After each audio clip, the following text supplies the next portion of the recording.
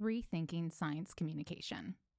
Sophia Vona studies how the public perceives antimicrobial resistance and what changing the narrative means for the future of research. By Alyssa LaFaro. September 18th, 2025. While studying abroad in 2024, UNC Chapel Hill student Sophia Vona visited the London Science Museum.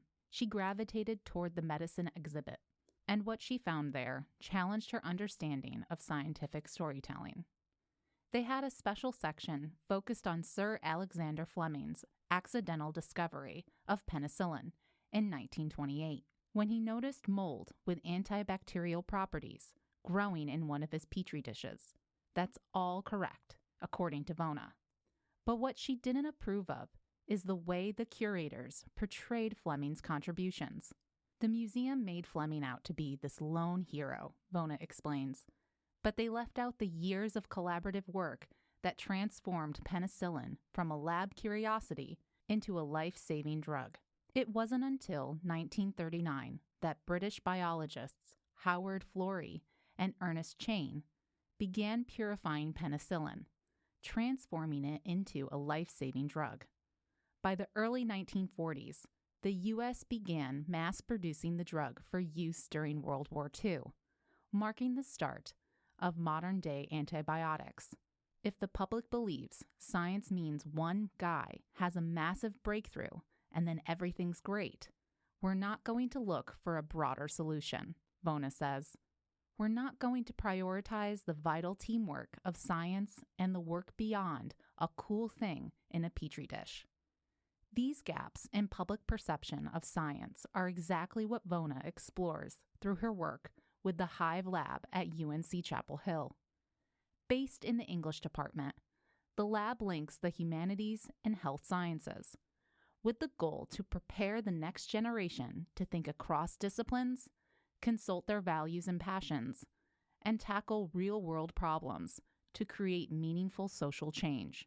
For the past 2 years, Vona has worked closely with English professor Kim Weed on a project exploring antimicrobial resistance, AMR, narratives.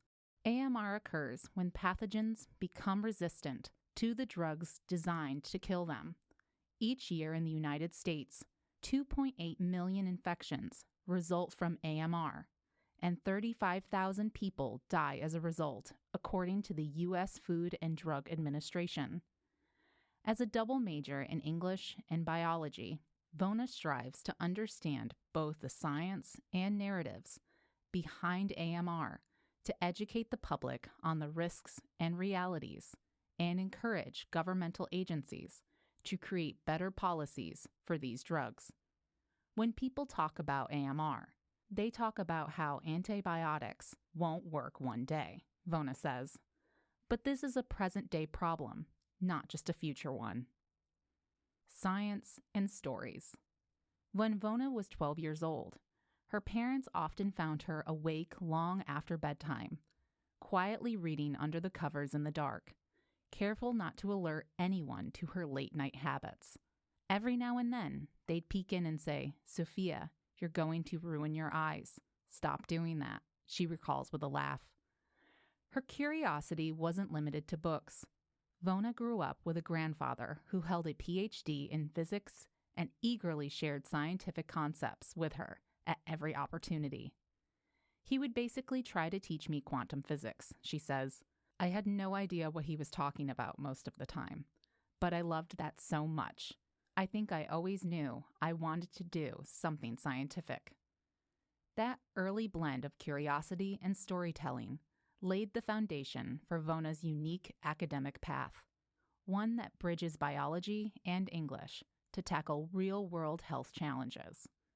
As a first year at Carolina, she joined a microbiology and immunology lab to explore research firsthand. Though she enjoyed the work, she quickly realized traditional lab science wasn't her path. Around the same time, she discovered the Hive Lab through an English class and attending a meeting where they discussed the intersection of literature and society, sparking something deeper in Vona. I was blown away by these big ideas, how science works in everyday life, how people make decisions without formal training, she says. Hive brings together two things I love: biology and the cultural forces that shape how science functions in society. Excess and access. For her research, Vona is working with Hive co-director Kim Weed on an international working group comprised of scholars from various fields, including epidemiology, ethics, legal studies, policy, and science communication. Their goal is to investigate the current drivers of AMR, develop a framework to unpack the complexities of the problem, and inform legislative and healthcare policies. One of the big challenges, according to Vona, is reducing the use of antimicrobials while also preserving access for those who really need them. It's called an access trade-off, Vona explains. We need to get rid of the excess without getting rid of the access.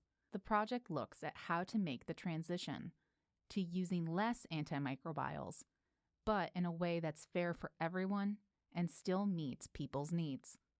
Vona and her team are analyzing the narratives surrounding AMR and human microbe interactions using a wide range of source materials, from research papers to sci-fi novels, to identify recurring patterns in the language. Through a process called rhetorical analysis, they examine how these texts persuade readers and communicate ideas effectively. This involves considering the intended audience, the author's objectives, and the method of delivery. Based on their findings, they then craft articles to unpack the history of AMR, explain the strategies at play, and share insights into how language shapes understanding. The goal is to change the way the public talks about AMR. We need to focus more on our history and how knowledge has changed over time, Vona says. If we can better understand the problem, then we can improve how we're going to solve it. Sophia Vona is a senior majoring in English and biology within the UNC College of Arts and Sciences.